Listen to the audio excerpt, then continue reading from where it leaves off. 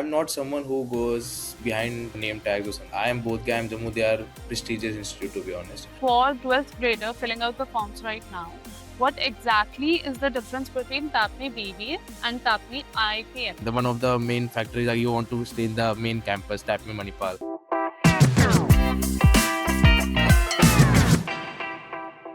Hello, everyone. Welcome to the Rodha podcast. Today, we're talking to someone who's basically a human Swiss Army knife. He is a certified fitness coach who has trained over 100 clients, an athlete, a powerlifter, and a corporate powerhouse who has won more than 33 national level business case competition at top IIMs and IFT. He recently interned at Nestle and he is currently in his fourth year, which is the first year of MBA in the IPM program at TAPMI. So please welcome the ultimate all-rounder, Abhinav Mishra. Hello, Abhinav. Welcome to the podcast. Hello. Yeah, hello. Thank you for having me here, and I'm excited to have a great chat. Yeah. All right. So honestly, reading your profile made me feel a little unproductive today because like you have done so many things. Like how do you fit everything into a standard 24-hour day? Like what does your daily routine look like? Yeah, so currently at MBA, generally I'm not an early riser. I wake up kind of just before the classes. So our classes start from 8:45 a.m. And I'm the one waking up at around 8:15, 8:20 just to rush through my daily work and just go to the classes. And our classes it depends upon the number of classes. Mostly it's still 5:15 p.m. So we generally have 5 to 6 classes a day. And after that, I have a 2 hours slot only for my sports and gym activities. Because that's one of the thing which helps me stay consistent and dedicated. Once that is done, so I just go through my the daily workings, whatever assignments have been provided by the institute. And if I'm competing in any of the case competitions, I just go through the problem statements. And I've recently started reading a lot, so if I'm very free, I've not got any case competition, any assignment, so I'll just go through business articles, editorials, all this stuff. And then towards the evening, late evening, I do have a great conversation. So I have a great bunch of friends who have like who have worked on their startups or something. So we have a very productive chat on some other topics, more or something like a JD, basically a group discussion. So that is what happens. And then mostly towards the night, we generally get some emails, some case studies by our professors that we need to prepare by 10 a.m. in the morning. And then the case studies of around 24 to 30 pages, so it takes around 2 to 3 hours in my day. So then that is the main reason why I'm not an early riser. At 11 p.m. I'll be trying to, while like thinking I'll sleep, I'll get a mail at 11:30. Then till 3 a.m. I'll be going through that case study, analyzing it on Excel and everything. So yeah, this is how my day looks like. So Abhinav, before we get into your TAPMI experience, I want to talk about your entrance results. So because you had some major options on the table, like you converted AM Bodhgaya in the very first list, and you also converted AM Jammu. So for most of the students, the IM tag is like the ultimate dream, but you chose to let those go and join TAPMI instead. So what was the thought process behind this? So yeah, it was a big decision, and it took me some time to decide it. But I am not someone who goes behind some certain name tags or something. I am both guy. I'm Jammu. They are prestigious institute, to be honest. But for me as an individual, I'm more of a holistic guy. So it's not something like if you'll put me in a silo just to, like, if you put me in a silo and say "Ki you have to do just one task, then I will not be able to perform at that potential. I need to do a lot of things. So one of the other things which I do is again sports and fitness, right? So at TAPMI and in the Mahi ecosystem, we have a great sports infrastructure. To be honest, we have Marina, which is one of the best college institutes sports infrastructure, which has an international level gym and all kind of sports in it. We have different types of grounds, playgrounds. MIT sports ground is there, where we have our athletics track. We have a cricket field, two, three cricket fields over here. So this was one of the main attractive factor for me, which pulled me towards TAPMI, because I was going to, like, I'm investing 5 years of my life at a certain place, and if I will not be able to uh, perform all those activities which I like to do, my hobbies, then even if I'm at some place which may be better than TAPMI, but I will not be able to like cope up with those things. So that was the main factor. The sports infrastructure and the culture activities, all these things were the main factor that pulled me towards TAPMI. All right. And not only did you choose TAPMI, but you're also the part of very first IPM batch there, right? So Right. being in the foundation batch means ki, there are no seniors to guide you, no past placement records for IPM program. So was it scary being the guinea pig for a new program? Yeah, initially when I thought about it, it was one of the thing which had a lot of weightage on my mind. But saying I had no seniors would not be right, because our seniors were MBA people.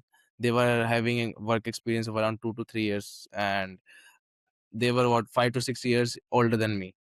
So and this is the reason why one of the factor which again pulled me towards SAPMI was because we were the first batch, right? And we were treated just like our MBA seniors. So the attendance criteria which was there for our MBA people, which is around 85% attendance criteria, you have to maintain that. The similar thing was followed for IPM as well.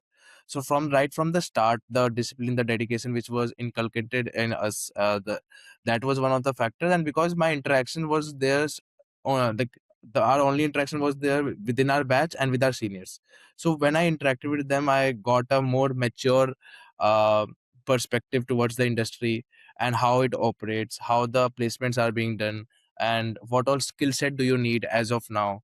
So and also this was the main reason why I started competing in case competition right from the first year, because I saw my seniors getting PPIs from various prestigious corporates and winning case competitions. So that was one of the attractive thing for me in the first year. So that helped me. So in very first year, if you start competing in case competition, you will lose a lot of case competition, but you will learn.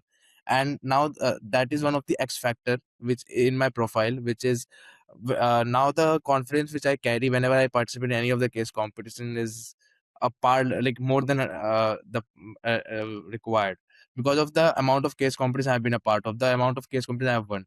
So all these factors, I would say, yeah, yeah, we were the experimental batch. A lot of new subjects or a lot of things were tried on us, but it most of them came out to be good. All right.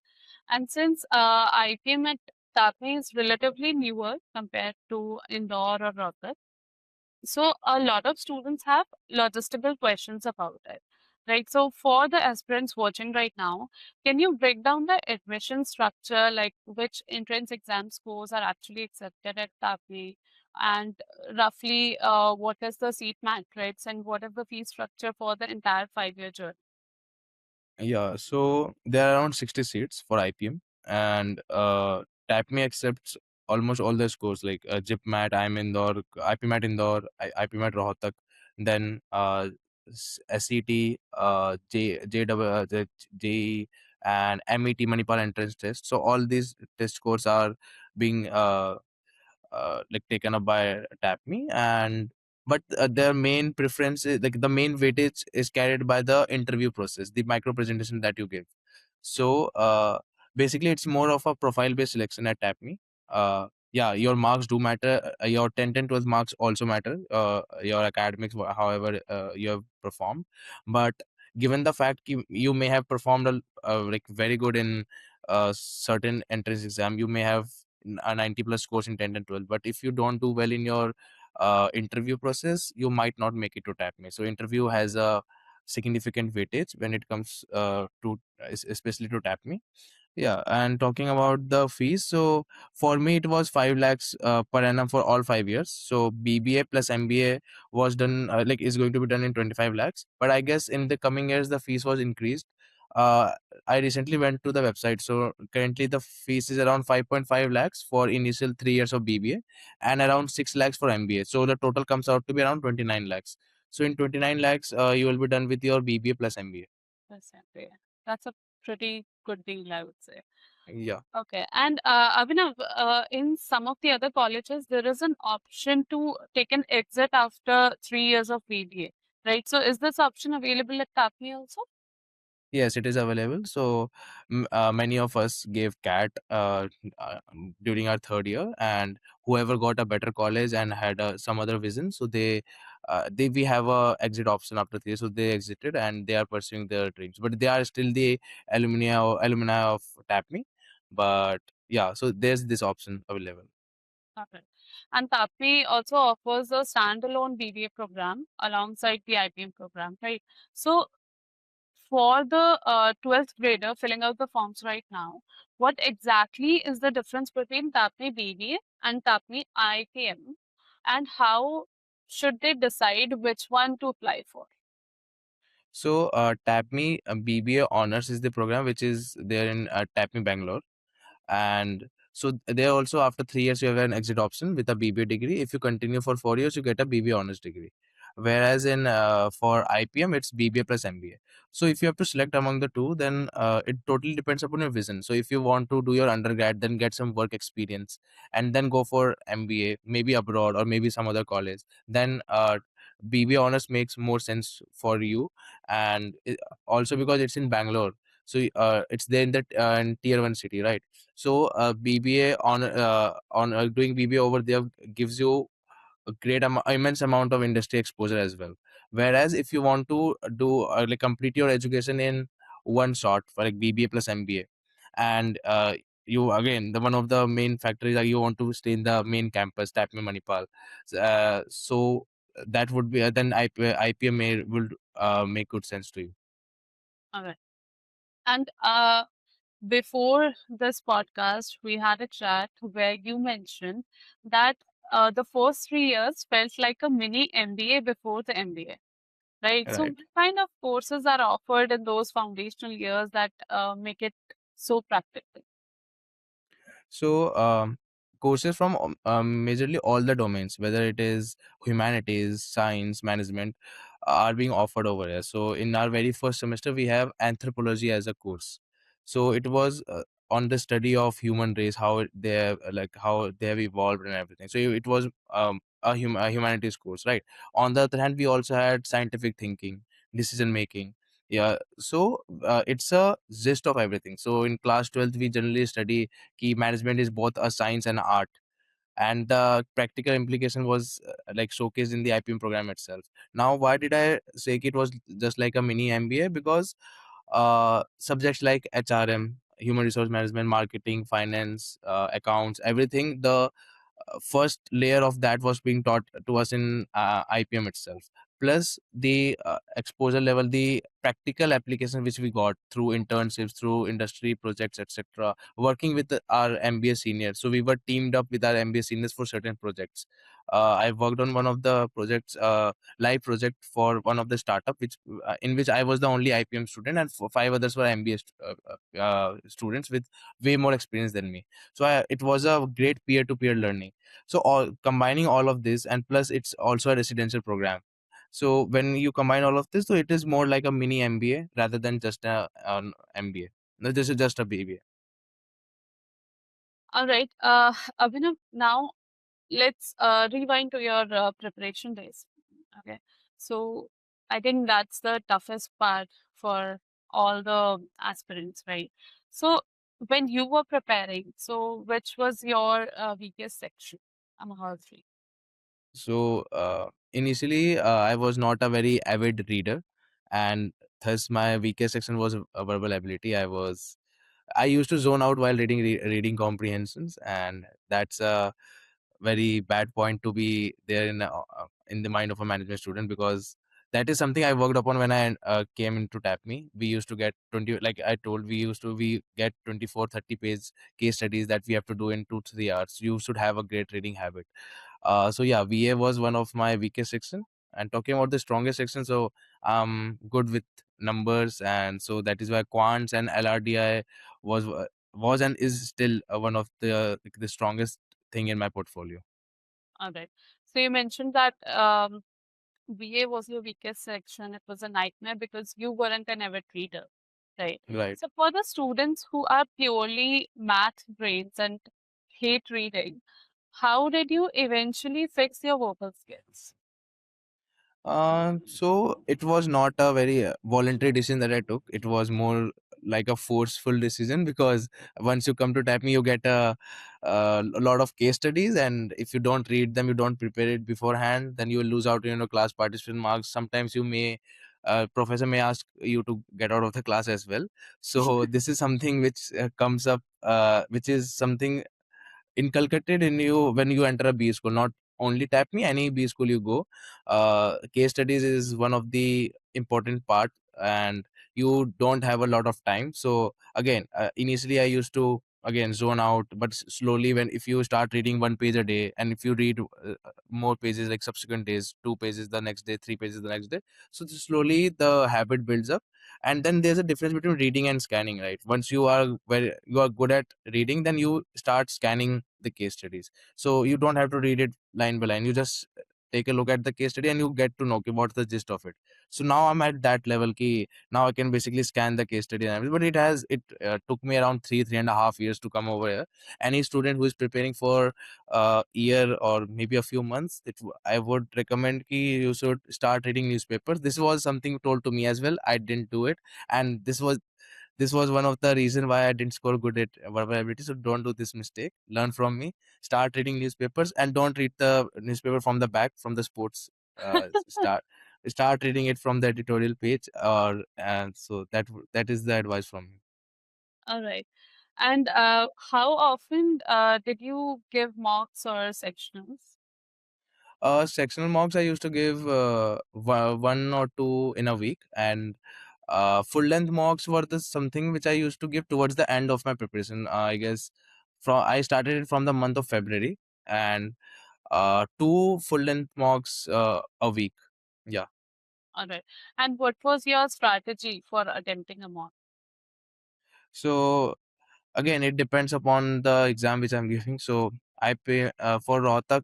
As far as I remember, you can change the sections, if I'm not wrong. For Indore, you cannot change the section. So if I when I used to attempt it for Rohtak, I used to start again from maths, LRDI. Then later I used to go to verbal ability. So my main strategy was ki do as good as possible in quants and LRDI, and decently well in verbal ability. Verbal ability mein reading comprehension was the thing I used to attempt at towards the last. Grammar was still good, vocabulary was still something which I can count upon, so I used to start with from there. Okay. And what was your way or trick to analyze the mock scores or performance later on? Yeah, so there's a bell curve, I would tell. Not exactly a bell curve. So initially, if you have not prepared anything and you start giving mocks, you'll have a decent score. Once you start preparing, that time you'll go on a declining phase somehow. So, for example, if you are giving a IPMAT Indore ka mock, if you have not prepared anything, you will still score 100, maybe. If you start preparing, your marks may go down till 80 as well. So that's just like a bounce back wala effect, but you have to stay consistent with that. So it happens for what, maybe 3 weeks, 4 weeks, but you will get to know ki basically psychologically it is something. When you start preparing, you have a decent prep, so you try to attempt most of the questions, and you have not prepared anything, you only do the questions that you know. So that is why you score is better at the start. Then there's a decline in the score, but you have to stay consistent, and then slowly again the score starts to rise, and then it's a consistent growth. So for me also it happened in the initial 2 3 full length test. I used to score around 120, 130 odd marks. Then the scores started to drop to it even dropped till 70 marks, and then it started rising. But the thing is, one of the main factor is people do not analyze their mocks. So analysis is one of the important thing, especially for verbal ability, because verbal ability may people don't follow the rules, they go by intuition ki sentence mein this looks good, so you should put especially for grammar, right?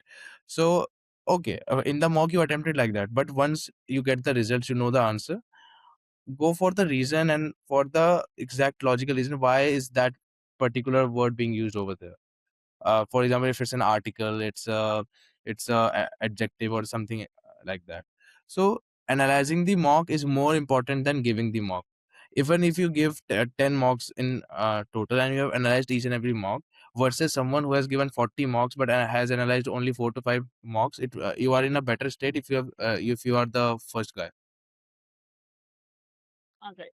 So, Abhinav, despite the VA struggle, you mentioned that you were extremely confident during your personal interviews, right? Because you had a lot of points to talk about, obviously. So, what is your secret to driving the interview in the direction you want? Again, yeah, so it has two parts. If the interview starts with give us your introduction, then you are in a win-win situation. Anyone can drive the interview in their way, so that's not a problem. But mostly now, what happens is, people start with a random question. They won't ask you who you are because they already have your resume, your application form, right? Then what you need to do is, while you are answering any particular question, you need to put forth some words. For example, one of the questions for TAPMI interview itself, so it started off with micro presentation. I had to give an extempore on how Earth makes me feel humble. So while I was, so yeah, so they give some random topics, and which if you think about it in a standalone way, it doesn't make sense. But you have to make sense out of it and speak on it for around 2 minutes, and you get around 30 seconds or 1 minute to prepare for it uh, w- i- in the interview. So while speaking on this, I mentioned the fact that even though I'm a fitness consultant, but Earth being such so large and in Earth, I'm not the only fitness consultant. There are a lot of people, so I cannot be very arrogant about it. There would be people who are better than me. So that, like I mentioned, fitness consultant, right? So it will catch the interviewer's brain, and then his next question, mostly 90% will be about fitness or consulting something. So whenever you are answering a question, put a word, what kind of, just throw a ball at him so that he can catch that ball and he can ask you that, and then you can drive the interview in your way. So this is the strategy which I, even in corporate interviews, I use. So whatever question they are answering, they are asking, while answering them, I'll just put something from my strength point, so that if they catch it and they ask any question regarding it, I can take the driving seat and go ahead. All right. And talking about personal interviews, when did you start preparing for it?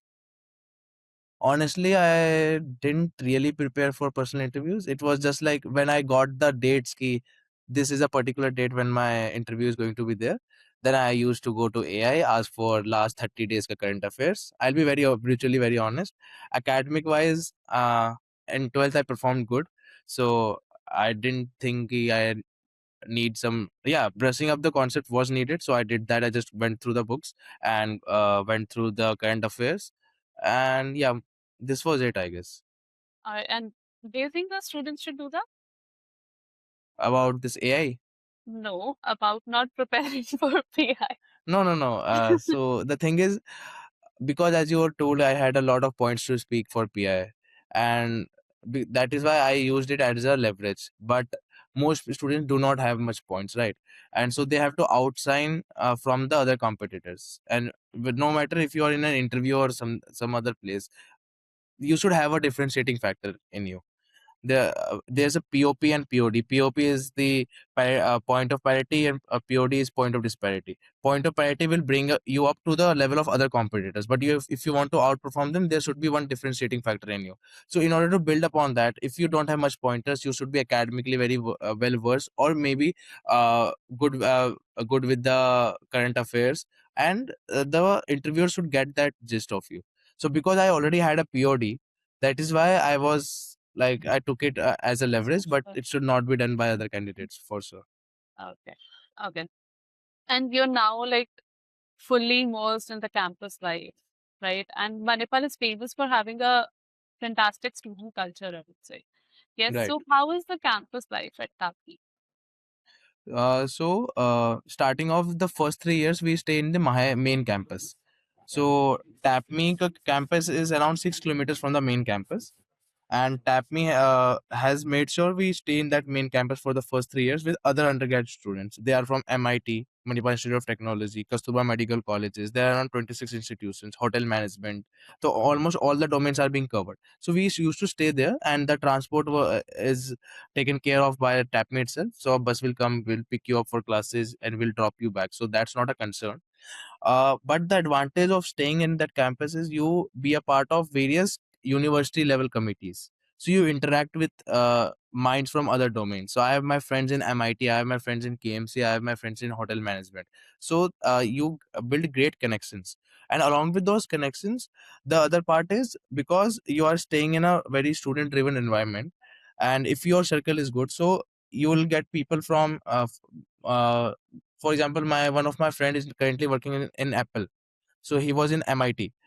He was my senior. We used to interact on some alternate days or weekly. So you'll get to know the various aspects which management itself won't teach you, from technical, maybe from technical background, maybe from medical background. So connections was the main part. The exposure part was another important thing, the exposure which I got staying in that campus. Now for MBA, we have to stay within the TAPMI campus. So there's a two lives. One is for I like initial 3 years, then the rest of the 2 years. So campus life in Manipal is really great. So we celebrate all the festivals, whether it is Onam, which is mostly a southern, considered a southern Indian festival. But so I didn't wear dhoti, not a dhoti. It's called mund here in South. So I had never wore that before, but here, because of festivals and everything, it was my first time celebrating those festivals. Then, not again, the national festivals, state level festival, everything is being celebrated with the faculty members, with the institute. And then again, talking about sports and culture, so there are a lot of culture events happening, whether it's like all type of things. So when I came here, I was not at all good in dance, music or something, but when I came here, I've started doing fashion walks and everything. So the amount of exposure you get is immense, to be honest, because you are not a part of a single college right now. You are a part of a university with around more than 26 institutions. So being a part of that, it gives you a lot of opportunities. And again, and when you come inside that inside TAPMI, then again the experience you get is completely different. Uh, So, earlier you told me that academically you were sent out to interact with the local businesses across Manipal to solve their operational challenges, right? Right. So, how did that practical on ground exposure change your perspective on businesses? Yeah, so like around 50% of our courses are like 50 yeah, mostly in every course we have a project, and 50% of our courses are project driven courses. So we don't have any end sem in those courses. So what we have to do is the 40 to 50% weightage of that course is depending upon you on our project, which we do mostly we do with the businesses going on in Manipur. So for example, we have interacted with Polar Bear. It's a ice cream brand over here. Other than that, there has been Galaxy Sports. So all these we go to them, we ask them for example, we did a marketing campaign for Galaxy Sports. So what is their current footfall, what they want to improve upon, and based on what we have learned in that particular course, we suggest them a few things, we perform a lot of things, and whatever results we get from there, we present it to the professor. So according to that, we get marks over. So this practical exposure which we got right from the first year. In our first year itself, we had this design thinking course where we had to take particular business and uh, basically first we need to identify what our problems are there and how are we going to solve it, and then suggest the same solution as a consultant to that business. So all these courses and all these the exposure which we got has helped me develop professionally as well, perform good in my internships, and giving me the confidence ki if in future if I enter any corporate world, it won't be the first time I'm entering there and entering only with the theoretical knowledge. I have that practical experience. I have done work hand on, so I will be able to tackle that. And again, Abhinav, your internship record is insane. Like a social internship, sales internship, and then eventually stepping into Nestle 6 weeks before your MBA officially started. So totaling round about 8 internships, right? So how does the college facilitate these internships, and how much of it was your own independent hustle? So yeah, 50% of these interns, I would say. So initially, after the first year, we have a compulsory social internship, wherein we have to work with the CSR of any company or work at an NGO level. So basically, it's the first exposure, the practical exposure which you get, and then in after the end of second year, we have a compulsory sales internship. So no matter which domain you want to pursue in the future, whether it's HR, finance, marketing, sales is a skill which, according to TAPMI and according to me also, should be known to any management student. Right. So that sales internship, which I did at Iconic Fashion, that also was through the placements of TAPME itself. And along with that, TAPME, because of the practical exposure which we have got, has given us the skills so that we can crack other internships as well. So I've worked on various live projects as well. So a lot of startups and companies come to TAPME. We have a lot of committees. One of them is Omega, which is a consulting wing. So we take live projects from the companies, we work upon them, and again get that practical exposure. So all these things have helped me crack various internships, which was not directly given provided to me through TAPME, but again the skill set was provided to me by TAPME. So Nestle is one of those internships which I cracked on my own, uh, but again the skill set was again provided by TAPME itself. All right. And what did the Nestle experience teach you about the real world brand management? Yeah, so I was lucky enough to work under senior brand managers at Nestle. So initially, when I joined the internship, I thought ki it would more likely be a sales role. I have to travel from places to places, and it may be hectic, but I learn a lot. But to my surprise, it was not that kind of role. I was working directly under the senior brand manager, and I got to know the practical the see marketing as a subject. Theory is very different from what people practically do. So theory may you learn frameworks, this and that, but in when you apply that in practical life, it's a whole new experience. So right from how a brand is built, how a customer need is identified. So marketing is all about customer need currently. So no matter how good your product is, if there's no need in the customer, it won't perform good. So starting from customer needs to doing the research, I really worked upon my researching skills, market research skills, its analysis, along with while I was working at Nestle. So the research skills and how you build up a brand, the process it takes, everything. And so I have this keychain as well with me. So this is a new brand which was launched by Nestle recently. Even though it was in the pipeline from last 2 years, and I had a very minor work to do in it, but still, 30 years down the line, if someone asks me ki, which brand you contributed first, so it would again be Nestle Sikanji. So that experience which I got was totally insane. And some the thing is, because I was interning there with people from various top tier 1 colleges. So initially I was very overwhelmed ki, how will I perform to that level. The difference which then I got to know that there's not a major difference, to be honest. The skill sets are the same. It's just that you should have that passion to work, and you'll succeed in any field of your life. So this was a few learnings which I got from my experience at Nestle. Amazing, amazing. All right, Abhinav.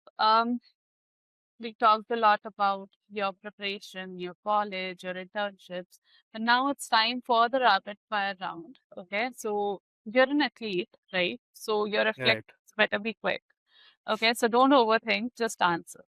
All right, so the Right. first question is winning a national case comp or hitting a new personal record in powerlifting. Case comp. Case comp. Want or logical reasoning. Logical reasoning. Okay, so Manipal weather, love it or hate it. Hate it. Okay. Marketing and brand management or business strategy? If you had to pick just one career path forever, which one would it be? Marketing and brand management. Okay. A strict diet during exams or surviving entirely on hostel junk food? Surviving entirely on hostel junk food. Junk food. And you are a fitness uh like consultant. Cut- Coach do not Still play like right. that. Okay. Okay.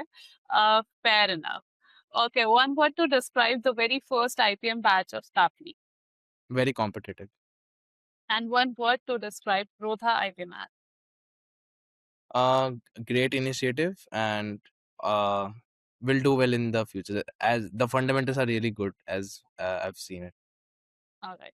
Okay, so before we wrap up now, Abhinav, there are students who are watching this video and who are stressing over their upcoming IPMAT exams, right? So they're obsessed with just clearing the cutoffs. If you had to give them one honest piece of advice about looking beyond the textbooks, what would it be?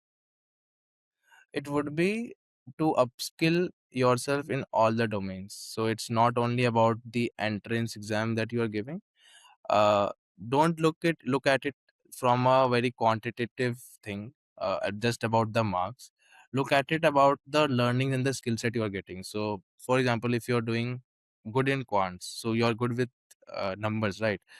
And if you're not doing well with VA, so the one of the strategy which came in my mind was ki I'll do very good with quants, verbal may I'll just clear the cutoff, and mostly I'll make it to I mean IPMAT Indore, which field, right?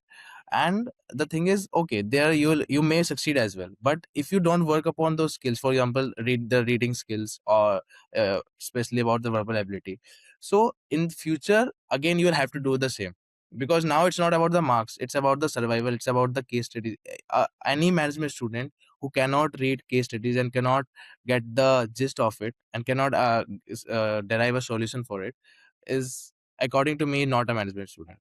So for that matter, don't do it just for a quantitative marks, do it for the overall skill set that you are building. uh, if you are not good with quants, again you will struggle as a management student, no matter in which domain you are. Even if you are in marketing, you will have to go through numbers, sales numbers and everything. So do it from as a part of your skill development, not just for marks. Anything you do, even in your college, if you are studying, study for skills, not for marks. That would be my um, All right, like that would that's be my great. feedback on it. Yeah. Yeah, that's a great advice, actually. All right, Abhinav, this was such an insightful conversation, and you proved that a B school journey isn't just about the tag on the gate, but about the skills you build inside it. Right, from Right. dropping Ambodia to becoming a case comp champion and a Nestle intern at TAPMI, you truly showed us what it means to be a jack of all trades and a master of opportunities. So thank you so much for sharing your journey with us today, and thank you for being with us. It was my pleasure. Thank you a lot. Thanks a lot. All right. And all the students, all the aspirants watching, keep exploring, start reading those 10 pages a day, and we'll see you in the next podcast.